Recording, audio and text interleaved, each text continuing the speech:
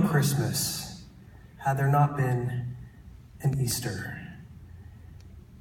You know, what would the point be of all this celebration? Why would it be such a big deal, that birth?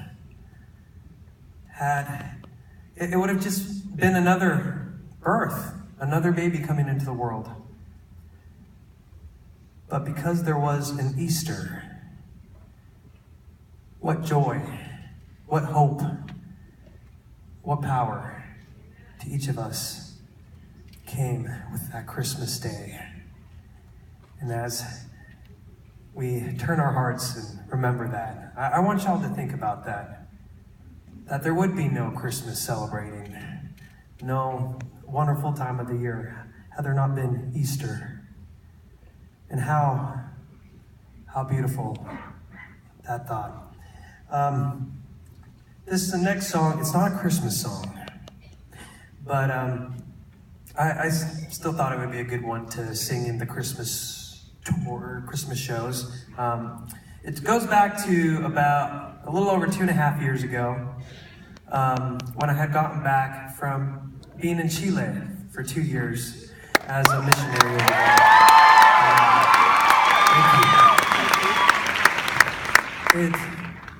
This song has to do with when I had gone there.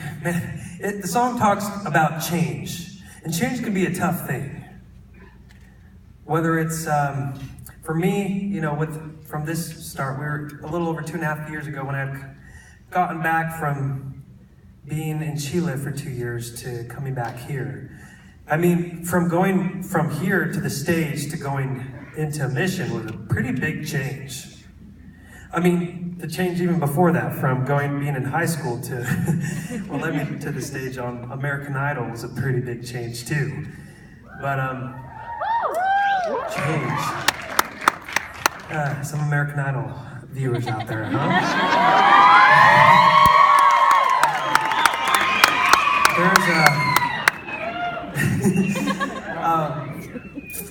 Whoa. That was like a faint whistle. Anyway. So, this is going to be a hard night for me to focus here on. So anyway, okay, I was change. Okay.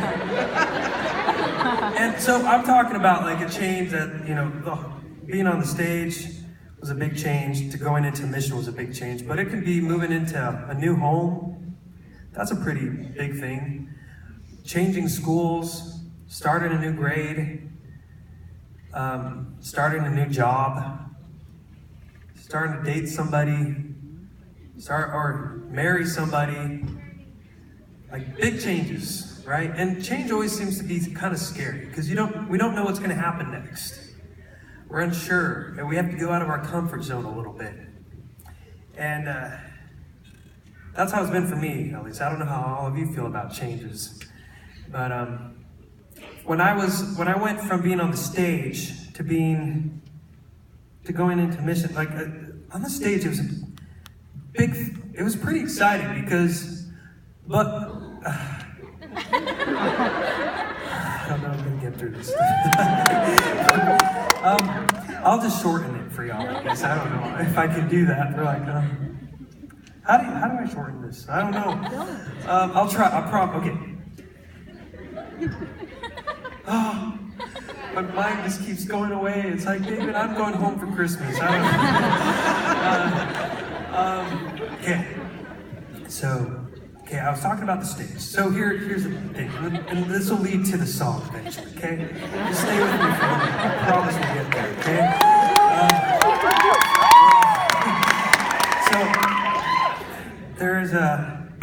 So when I was here, you know, after that change to being on American Idol to become a performer, and it was a big thing because suddenly, like, my work and everybody I was around, they were telling me that, you know what, if you want to be successful and if you want to be happy, then you need to, it's all about how many people are watching you.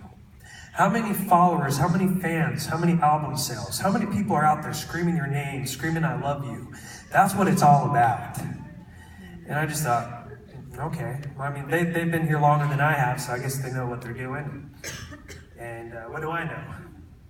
But there I was, just kind of, trying to keep up with everybody and keep up with all that, people saying it's all about the money, it's all about the fame. How popular are you?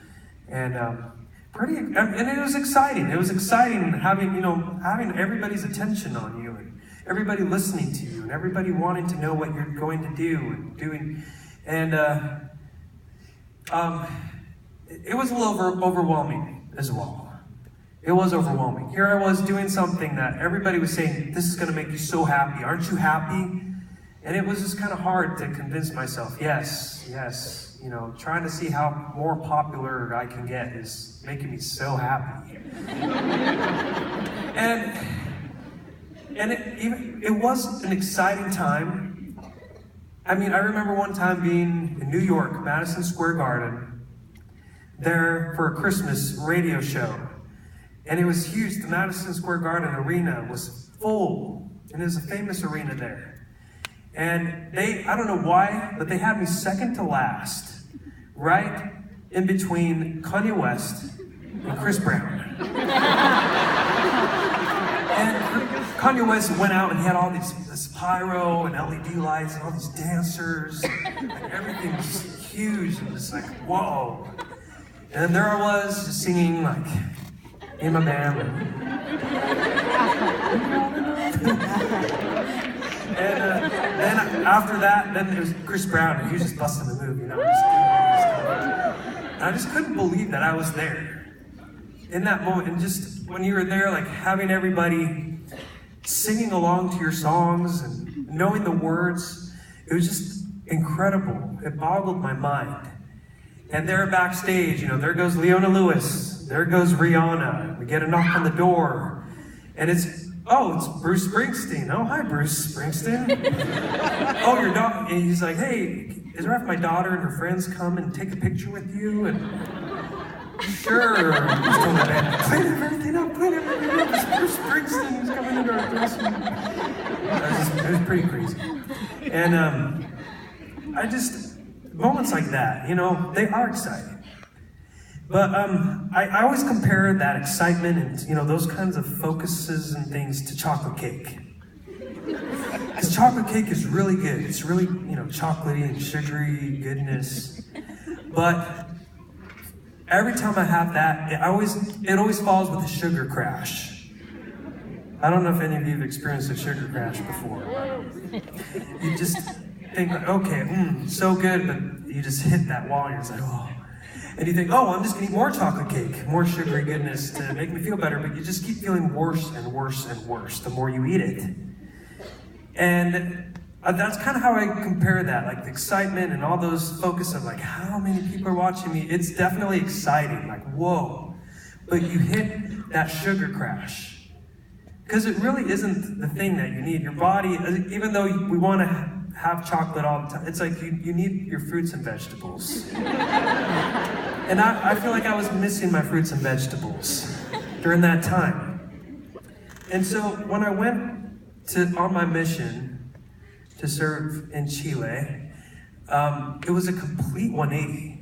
Because suddenly here I was all about me, everybody looking at me, everybody buying stuff with my face on it, everybody liking my photos and following me on social media, to a world where it was suddenly all about someone else.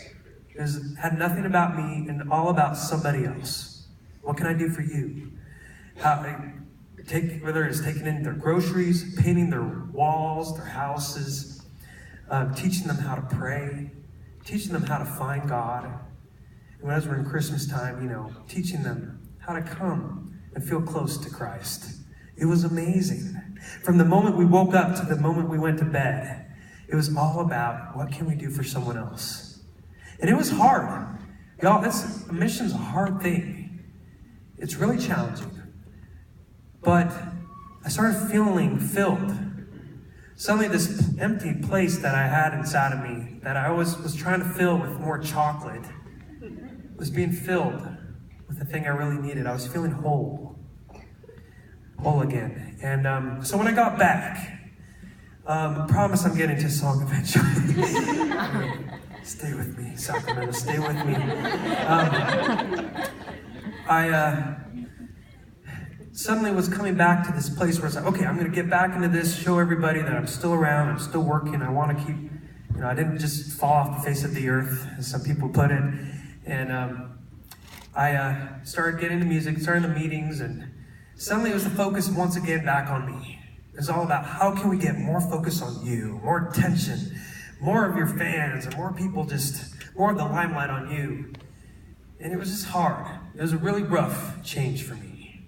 And here I was going into these writing sessions, and everybody was like, well, is this catchy enough? What can we say? Whatever we can say that will get people to catch people's attention. Yeah, what's right? Something that will just get everybody looking at us, listening to this song, whatever it takes. And it's just like, what? What am I doing? Now, I was in this before, and it wasn't filling this place, and now I'm doing it again. Why? Just because everyone else is focusing on that and doing it? It was hard. So one day I just called my manager and I just said, I don't want to do this anymore. What's the point?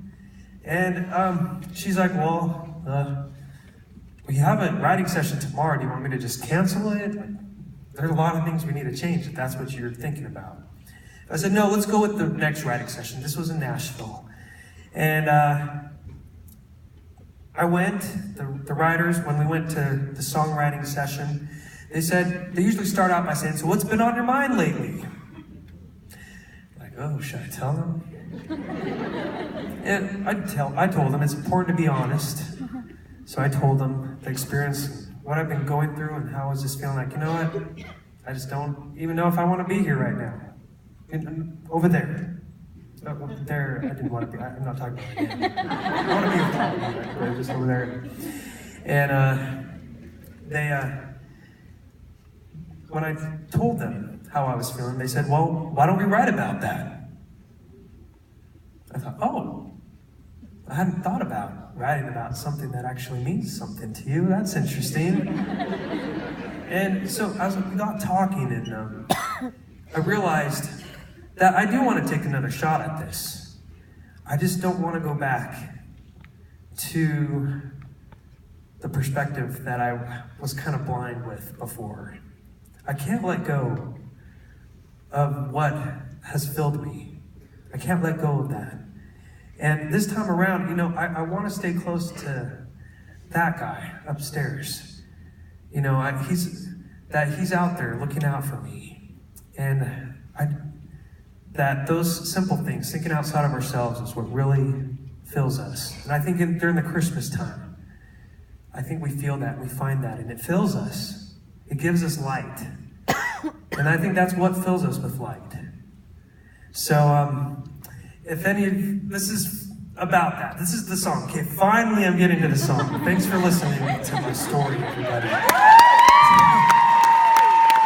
This song is called To Numb.